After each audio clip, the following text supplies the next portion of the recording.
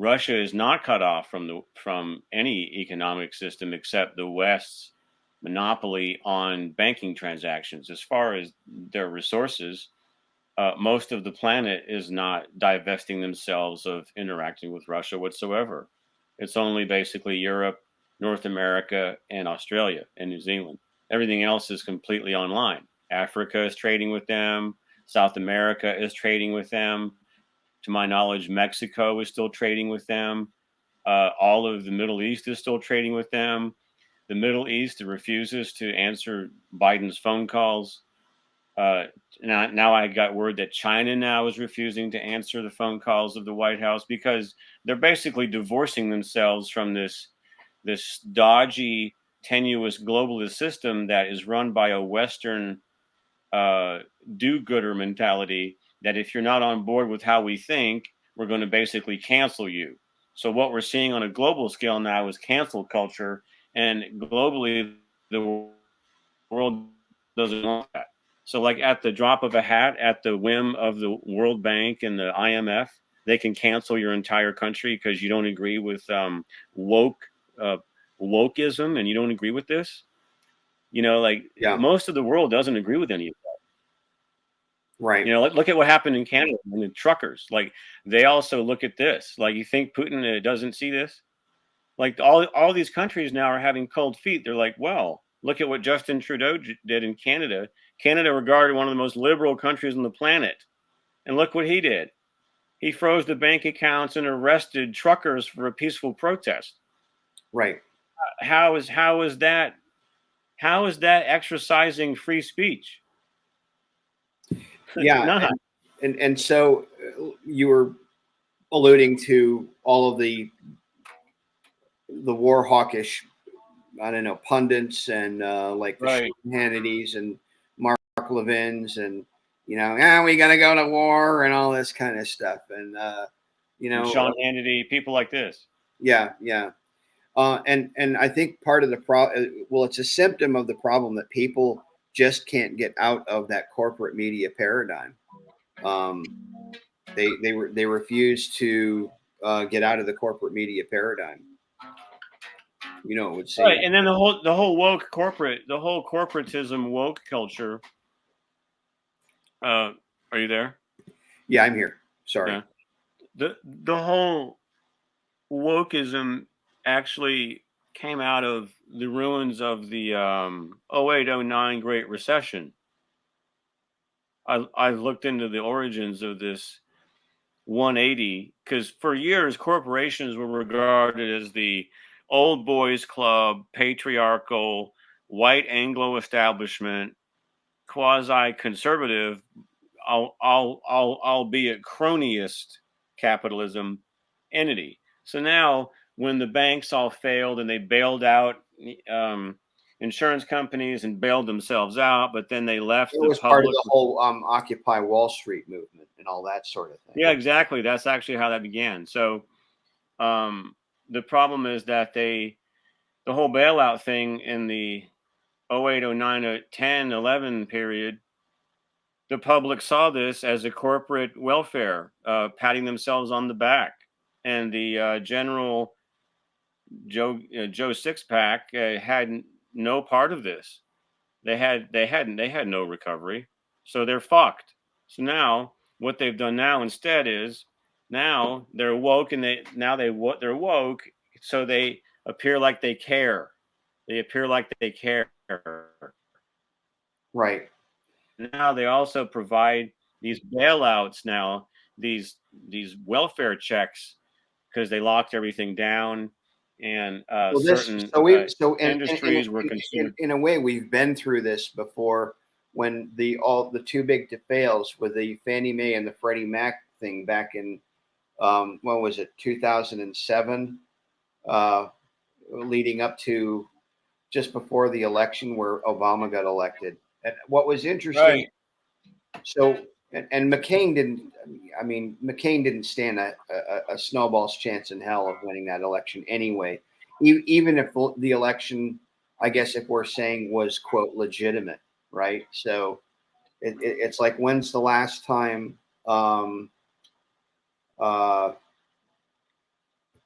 when's the last time there was a real, well, and then we were talking a little bit about, well, with regards to elections.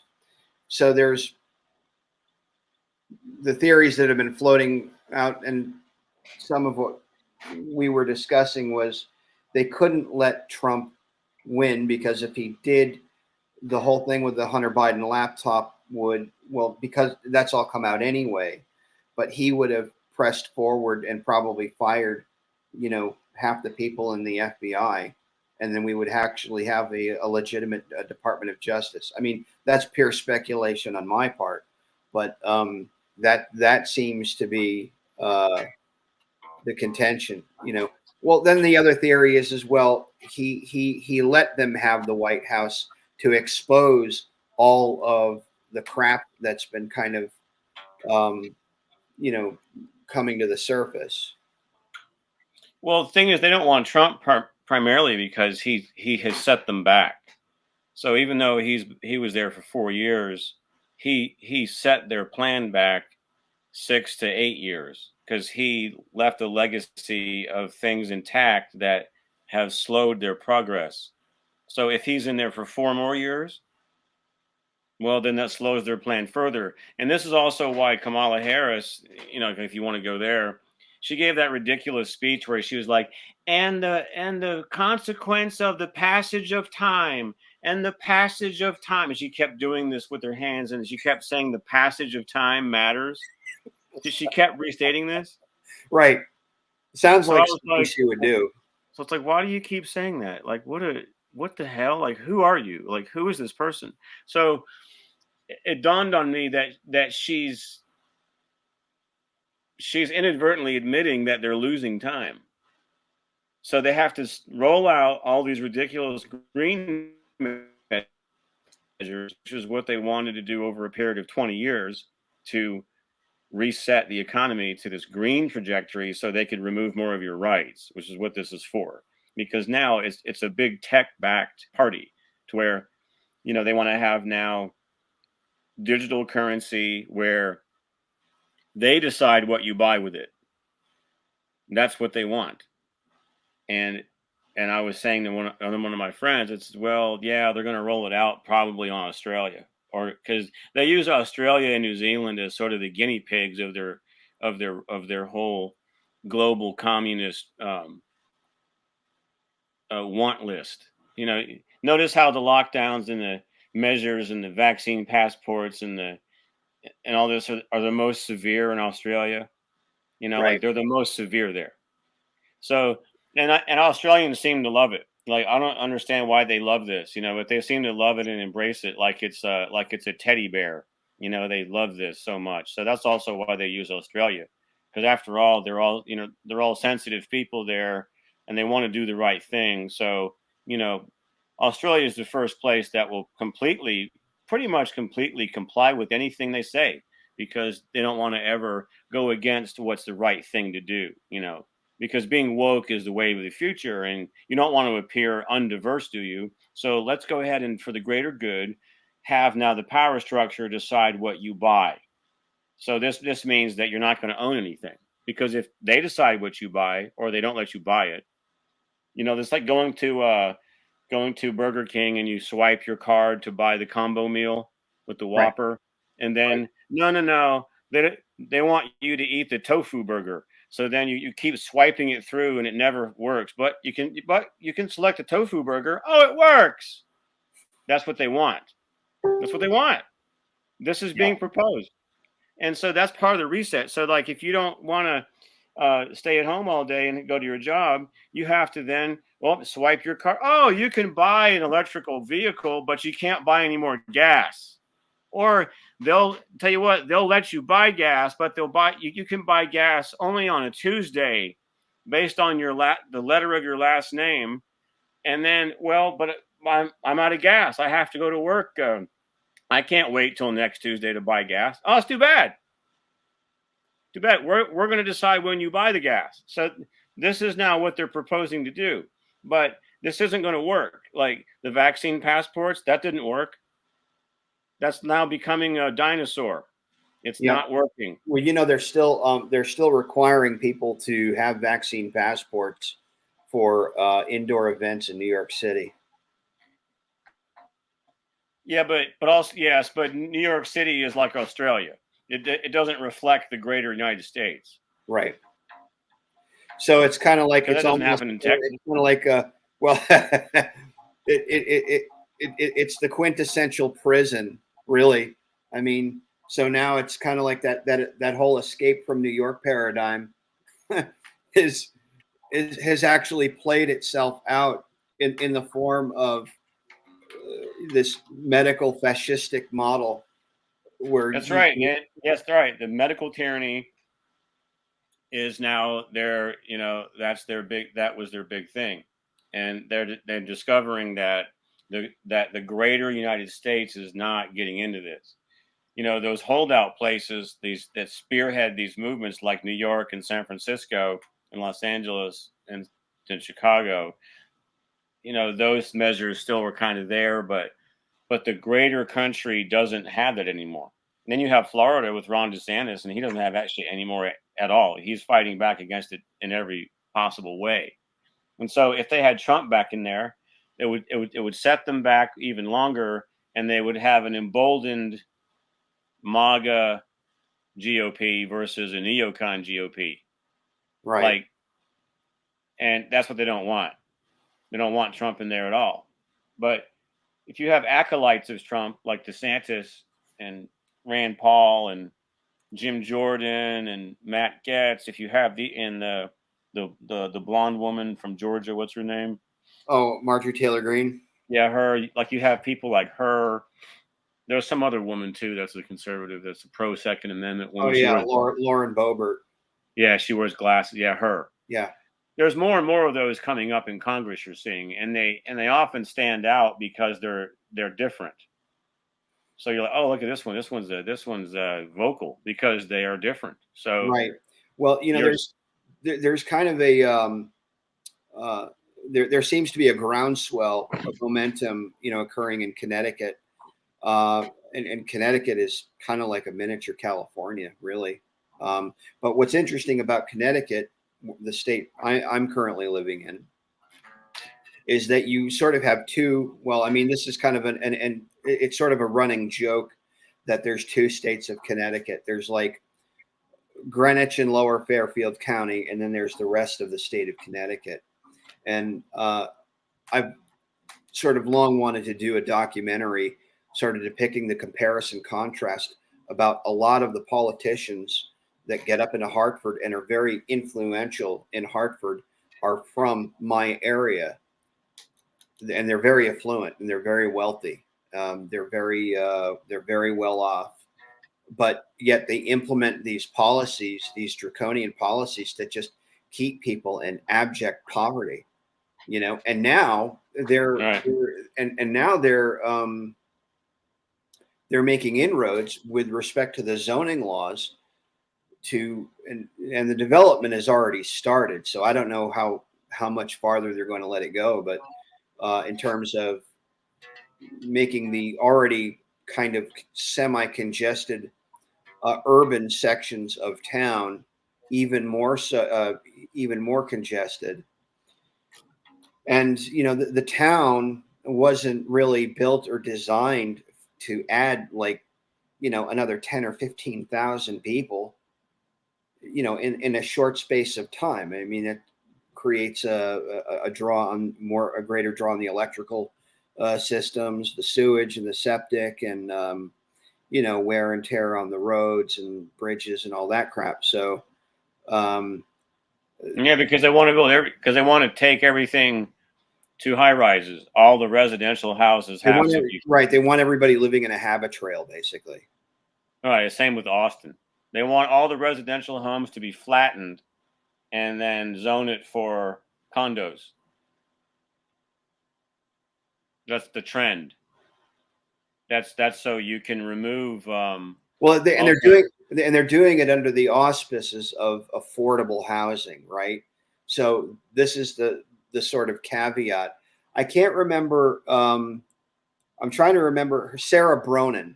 Sarah Bronin is this woman who has sort of spearheaded this whole affordable housing and equity movement.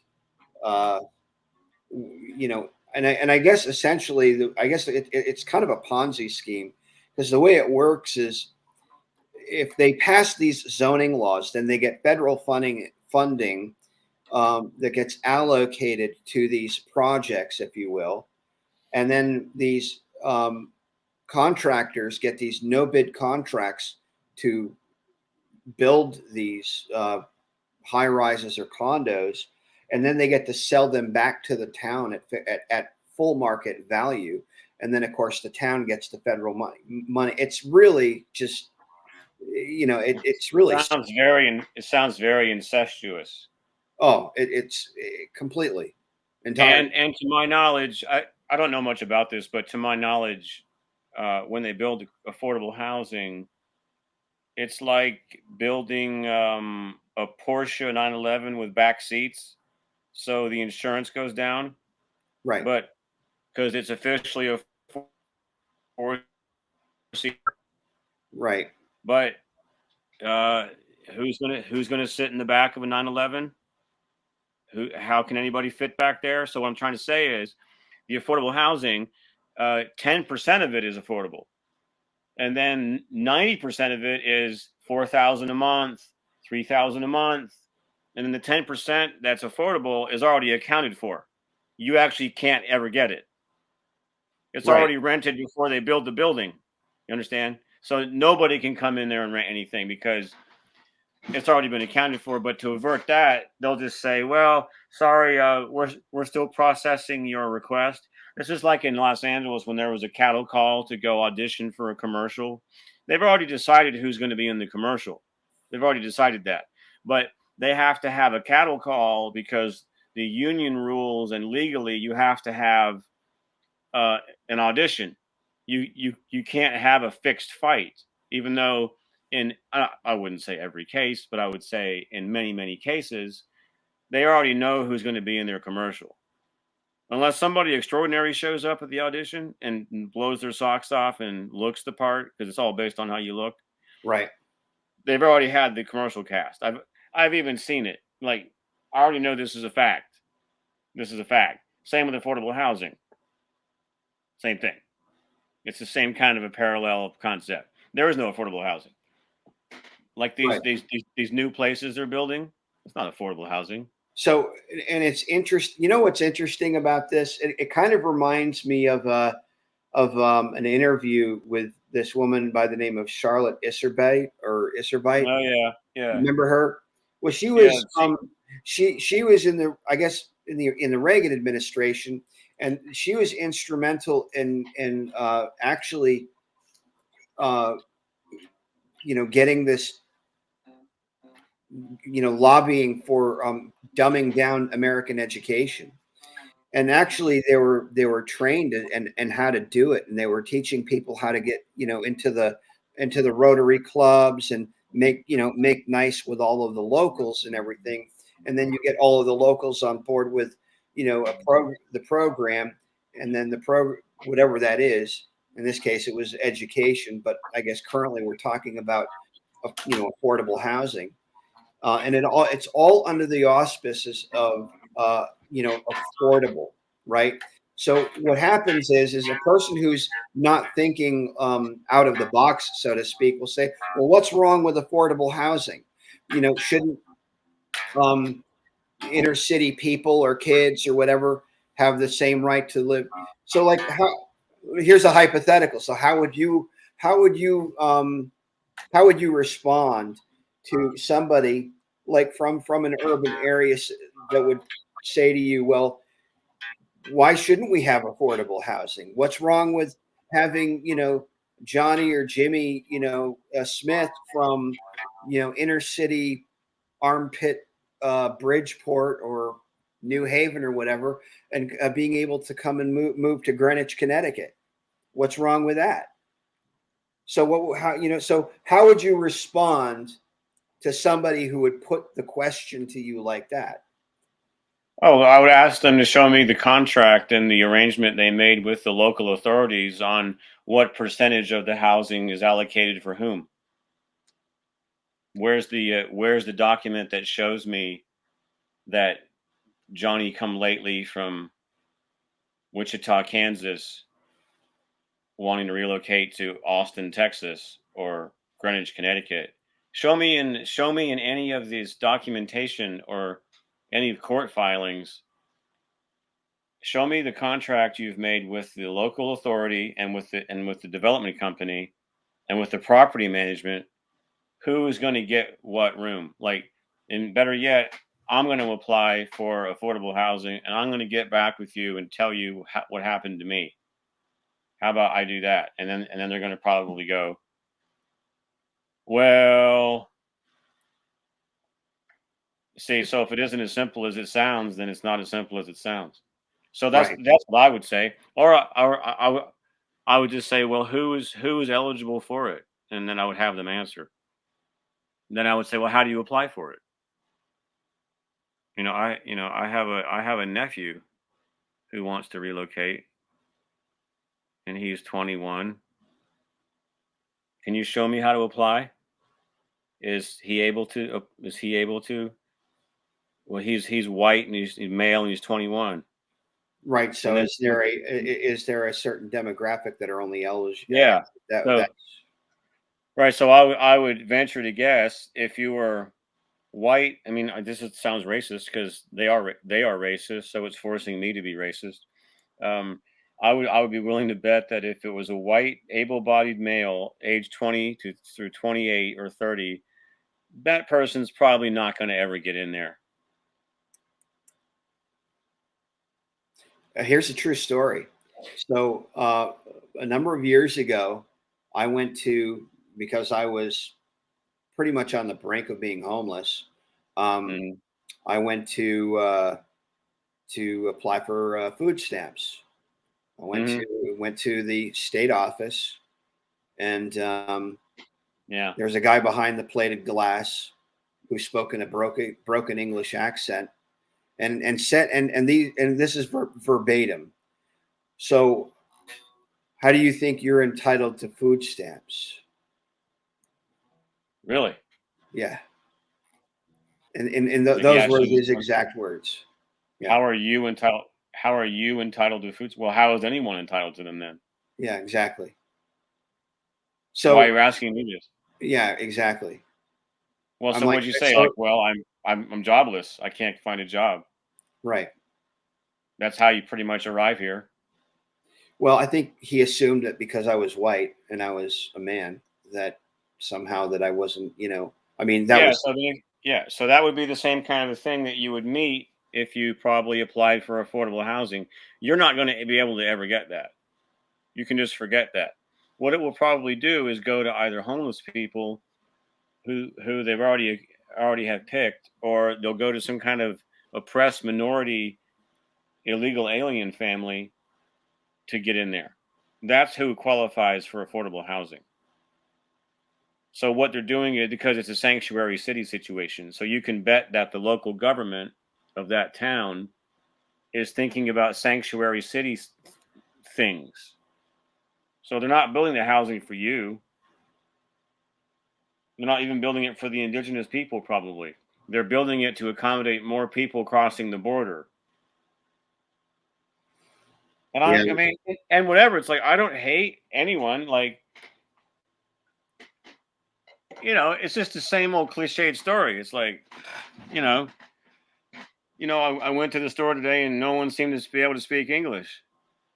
It's like, well, okay, I can even dig that. I can speak some broken Spanish. I can bust out some Spanglish. I've spoken enough of it over the years in Los Angeles, and I'm not afraid to speak that, and I'll happily speak it. But I'm alarmed that they don't give a shit about speaking English. Like a lot of them don't. They don't care. They can go all day long without ever speaking English. right. Lots of hotel workers can't speak English. Yeah, and it's sort of indicative of the fact that they're even illiterate in their own language. I mean, they couldn't Yeah. read or write. I haven't in thought their about that. language. And so I think this was the point Trump was making, which sort of put him in they this is how they were able to pigeonhole him as being a racist Right. by saying that saying something that was entirely true, but conflating it with something entirely different. And so these people that are coming up from these, from South America, I mean, if you just look at pretty much all of South America is mostly, I would say, mostly impoverished, save for some of the really Buenos Aires or I don't know, maybe Lima, Peru, or something, or pick any other major urban hub in South America. I mean, maybe there are a few exceptions to the rule, but I would say mostly in the South American continent, it's you couldn't even put it in the same sort of pay demographic as even some of the Well, poorest no, you can't in the United compare it. And States. basically, Yeah. these immigrants are instantly homeless. So the immigrants that cross the border are instantaneously homeless people. So the homeless population, in other words, isn't just Skid Row in Los Angeles, and there's most of them are mentally ill people. Most homeless people I've ever seen are mentally ill, so they can't work anyway. And I'm not saying that I have a solution because there isn't one. I'm not offering a solution. There is no solution. There is no solution. There's not really to a homeless problem. There's not, but it's made worse by importing it. Like if you import homelessness, which is what immigration is. Or export it. Yeah. Yeah, like, exactly. So you're creating a homeless problem. It's swelling because they're importing homeless people. Not everybody who crosses the border gets a job at a hotel washing laundry or being a server. That's not really what most of these people end up doing. Do you think, and this is pure Some spec, of them do, clearly, because they work in it. But what?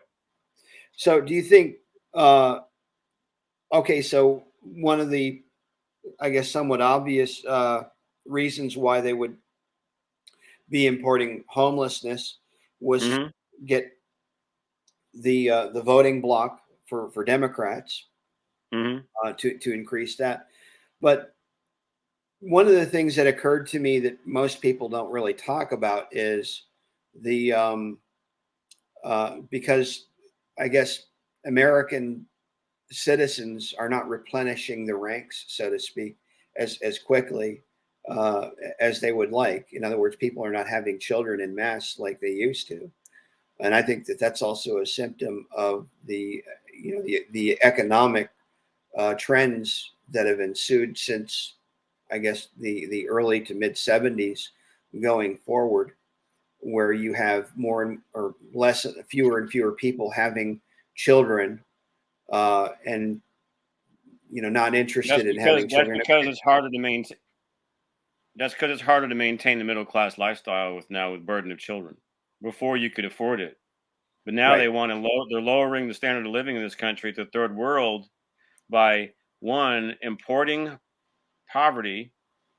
So you lower the standard of living with this, and then two, inflating the currency by borrowing. Now it's common to hear the word trillion in packages and aid packages by diluting the currency value by having these aid packages to whatever it is. It doesn't matter what it is. It's money's money. So as long as the currency is devalued by blowing up the amount of it, and if you import poverty and then you inflate the currency to where it's devalued, over time you see this gradual deterioration in the standard of living. And so, oh, I can't have three kids, I can have one. Oh, my wife and I decided to have no kids. But the third world, what do? They pop out kids all the time because that's their culture. because they're used to being in poverty, having kids, because they need the kids to help them support the family that's in poverty. So what it does is that then lowers the standard of living to a poverty level status, because right. see what I'm saying? So now the Americans who are here, who've been here, are used to being middle class. Oh, I got to maintain my middle classness. No, I can't now. I can't have any kids. But the power structure exactly wants this. Yeah. So it's just a powder. I mean, it's just a waiting to, the whole thing is waiting to implode. It just seems like it's, I mean, it's a house of cards, to use a colloquial term. Yeah. Then I've also met immigrants, especially in Los Angeles, because I was more, I would say, more connected. I was there longer, and I became more connected to Los Angeles than Austin. I haven't been there long enough, but I've met Hispanic business owners who own restaurants. I would be a guy that would go to the diner all the time. So I'd show up at the diner, and I'd show up late at night at the diner and sit at the countertop. And then sometimes the owner was there. I'd get into a conversation with the owner. I got to be friends with the owners of like 3 diners. And they said things I'm not going to repeat here, but the takeaway was that they're not, and they were immigrants and they came here and they resent this sanctuary status of the city, because it takes away from everyone. It's not benevolent. It's not benevolent. Why don't these countries take care of their own people? Why do you have to flee Mexico and come here? That isn't the United States problem. Why isn't Central America taking care of their people? Why do they have to flee here? Right. And right. then So and you don't have, it's like it's like Democrats will talk about anything but what the real cause or real root of the problem is. It's deny, deflect, deny, or deny that a problem even exists. Or what they'll do is they'll say, "Oh, well, you're racist because you don't want to." No, it's not about being racist at all. It has nothing to do with being racist. It's about being able to see that 2 + 2 = 4, identify the problem. It's like, well, why are these people coming here in the first place? And the answer is well, clearly because the countries from which they're coming are unable to essentially sustain their standard of living. And why? And why is that? So why aren't our politicians or our elected officials actually asking the real questions? And the answer is it was sort of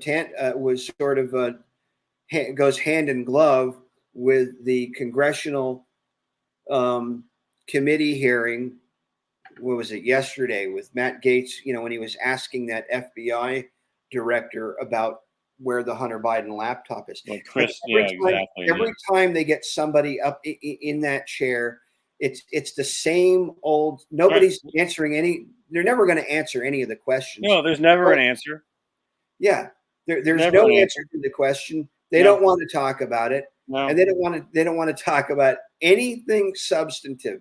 As long as they don't have to talk about anything that incriminates them, that's where we are. So this is sort of that's what my post was about on Facebook. I said it's like watching General Hospital. It has as much reality to it as General Hospital. You might as well be watching General Hospital. Like if that show's even on, I don't even know if that show's even on anymore. But like they don't know. They always say, "Well, that's not really what my department handles," or they say, "I can't say that in this setting because it's an ongoing investigation." Really? But so what are you investigating?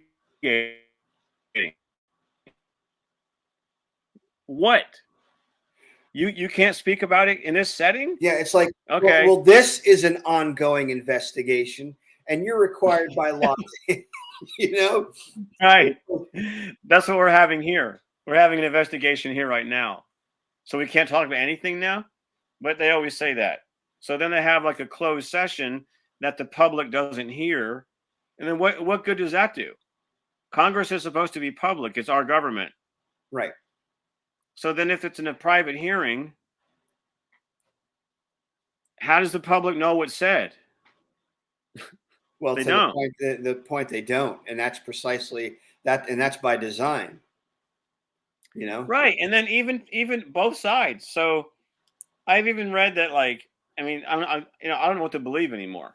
But I've read that basically because the laptop, is digital, it's, like it's an actual machine, it's a hardware device. You can duplicate and clone the hard drive. You can go ahead and copy the entire hard drive. So I've read and heard here and there that dozens of people in Congress have this laptop cloned and have copies of it, and they've all seen it. Okay, where's the outrage now over it? If they've all seen it, so that means everyone from Mitch McConnell to the Squad to Lindsey Graham to Rand Paul, they've all seen it. Okay, well, where's all the commentary about it then? If all of you have seen it,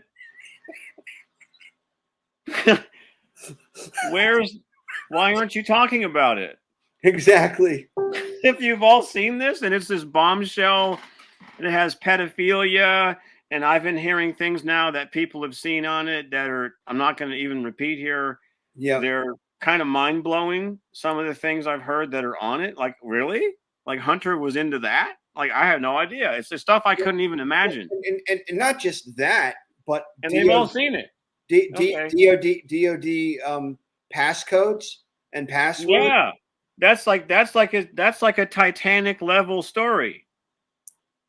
Where and it's just like everybody is like, just it's again the fluoride stare. Oh yeah. Oh. Right. It's all about Will Smith and Chris Rock. Exactly. You know? Every.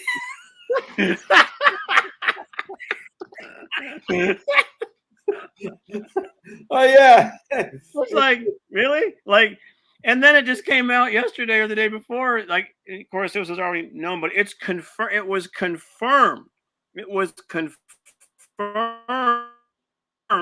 lock, stock, and barrel, that some of the transactions that took place between China and Hunter Biden had no middleman. They literally handed him $100,000 to him personally with nobody in between, nothing. Really? So that's not going to be talked about? Like, that's not called a bribe? That's not bribery? And his father had no idea about this. Really? Really? Yeah, like, this is before he was. As Giuliani put it, I mean, Hunter Biden was essentially his father's bag boy. That's exactly what he was. Yeah. I mean, it gives me a headache thinking about this shit. Like John Kerry's son and Nancy Pelosi's son and somebody else's son. I think a Republican. John Kerry. I lost track now. Like, both parties are in on this. Yeah, right. Rather, some given members of both parties are part of this. So I'm also not particularly partisan if it comes down to this level of corruption. Like, my sense of partisanship goes out the window once I discover that, they're all doing it. They're all doing it. So I'm not going to defend a Republican just because they're Republican. Not at all. In fact, fuck them. You know, so it's even worse. This kind of comes back to Jack Maxey's point when he was talking about everybody, like more than 2/3 of Congress is in on it. Probably.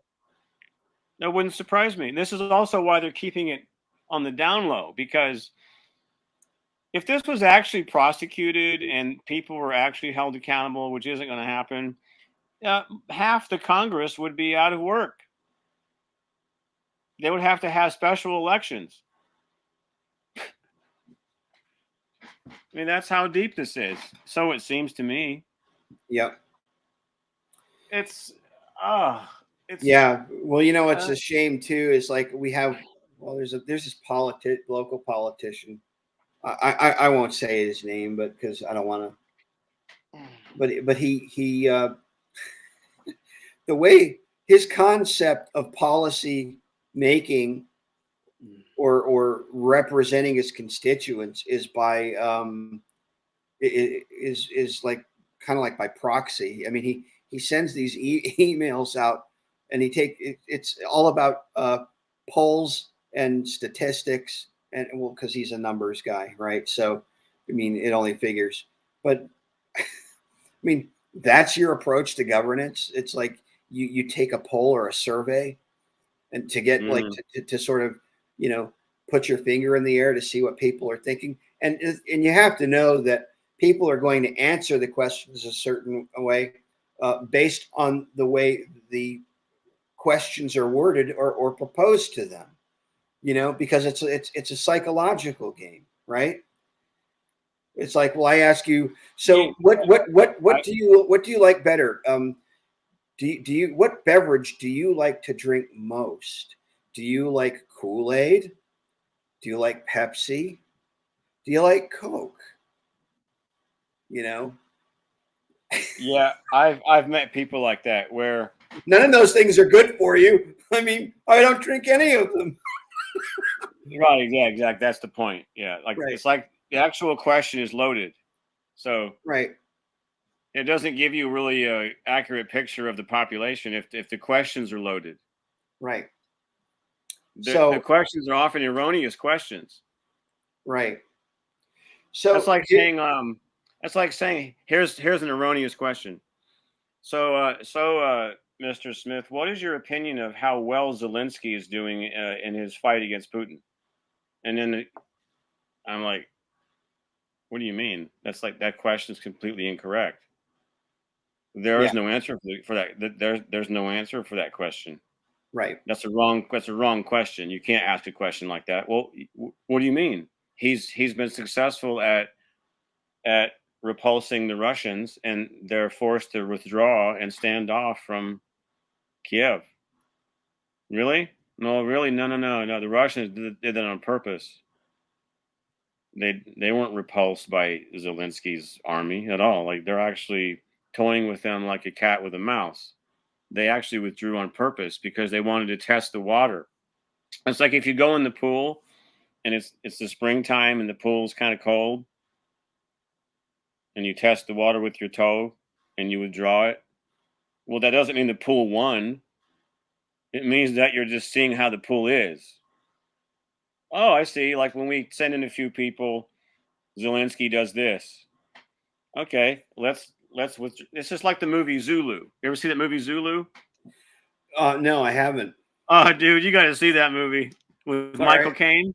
With Michael Caine from Okay. the six. Oh man, you got to see that movie. You got to see that movie. Oh my god, you will love that movie. Like that will become one of your favorite movies ever. You got to see Zulu. Like Okay. Zulu is exactly what Russia's doing to Ukraine. You got to see that.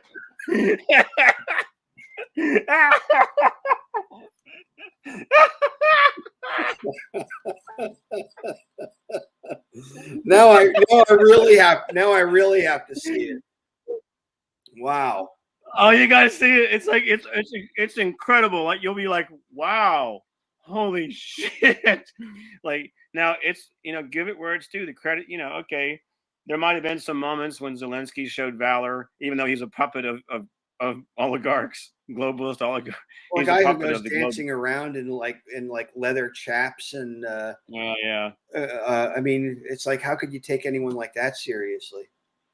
And and then all yeah, these women are falling all over him, you know? right, because all this is image.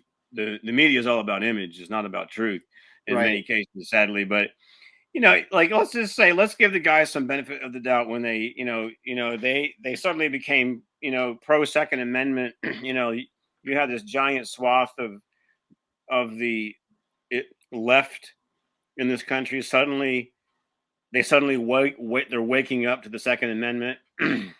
For a few seconds, they now see the virtue in arming yourself against an oppressive force. They oh, now I get what that's for. Right. Really? It took this for you to see that? Okay. Okay. So let's just say for sake of argument there was actual real skirmishes where this grassroots, rebel force had some moments of victory. Let's just say that happened. Let's just say that happened. And but then there's just waves upon waves upon waves upon waves of more Russians behind that. So sure, you could defeat like one small battalion of Russians maybe, but they were sent in just as a test. That wasn't really the Russian army. That was just a few people they sent in for a test, just to see what Zelensky would do. That's what a real superpower does. But in the United States, no. We go in with everything and we shock and awe, we bomb, we carpet bomb, we annihilate everything right away. We destroy the infrastructure. We we have the indigenous people hate us right away, so there's no sympathy for us. We destroy all of the infrastructure, including the bureaucratic systems that run the government. So there's no more government.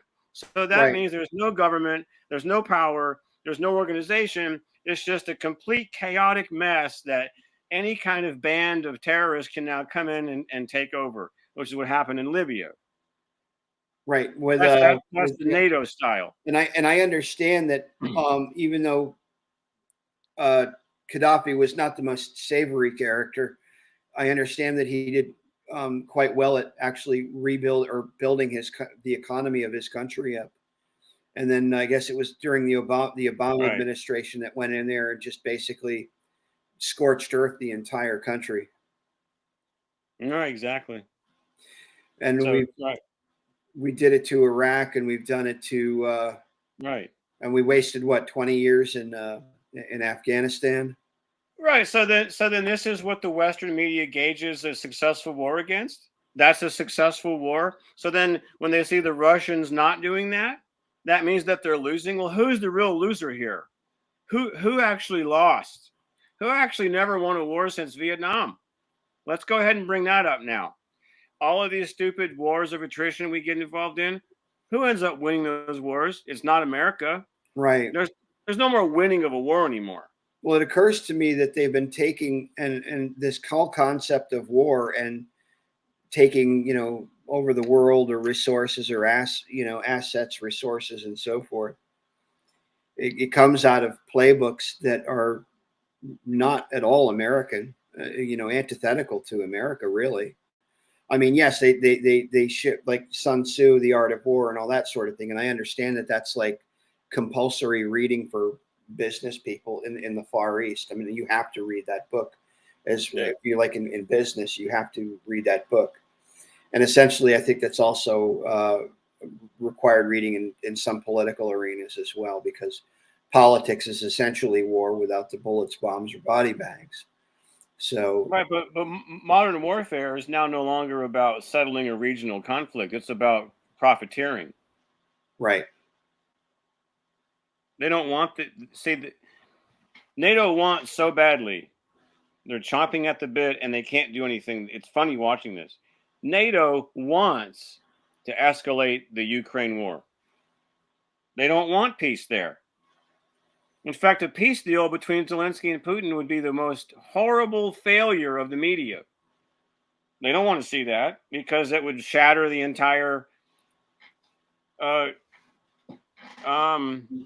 illusion, glass sculptural illusion of what they've set up in their narrative. well, They don't want to have any. aside They from want no peace there. the Ukrainian people who have arguably, I mean, many of them have been displaced or killed. Aside from that component of that, is this kind of a situation where the Biden administration or the Democrats or just even American government and politics can no longer use the Ukraine as a money laundering operation? Well, yeah, well, that's a huge part. That's a huge reason why they don't want it to end. Because now that they're having their toys shattered, the labs and the access to power. Yeah. Now that Putin has neutralized that, now they want to just break the entire thing. Because Putin has taken pains to keep Ukraine intact. Yeah. So now the power structure would love to see it just get destroyed now. So now Putin can't have it.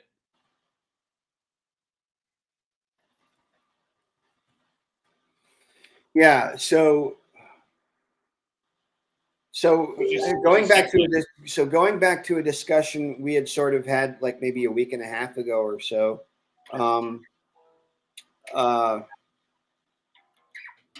You were talking about, and this is something I had agreed with you with, was this sort of Eurasian conglomerate, that being, I guess, China, India, North Korea,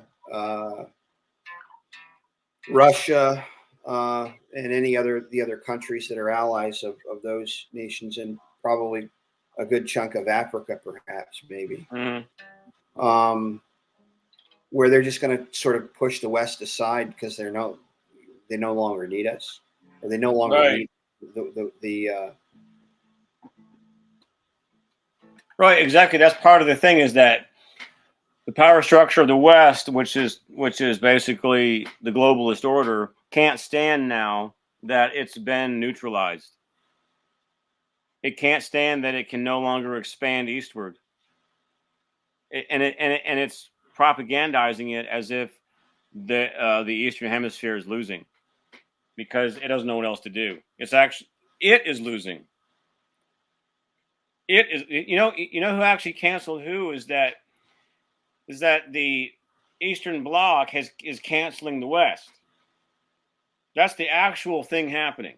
The real thing happening is that Russia is leading, at least symbolically, with China to its back, this entire divestiture and divorce from the Western dominance of the world. That's what the Western power structure can't admit or stand. And the more I see this denial, the more I realize that they actually believe it. They actually think that taking Russia from the SWIFT system and making it incapable of getting a loan from the IMF, like they believe that that's an upper hand. Really, they're doing Putin a favor. They don't see it. They're doing him a favor, because this is emboldening the Eastern Hemisphere to be completely independent of any of the whimsical bullshit the West could cast upon it. Why would you want to have, again, go to Burger King or like wherever your favorite place is, and you order some food, and then you swipe the card and you can't order it because it goes against the political beliefs of the people that gave you the card? Well, or if you have your electric car and your electric car is tied into, their whole system, and they're like,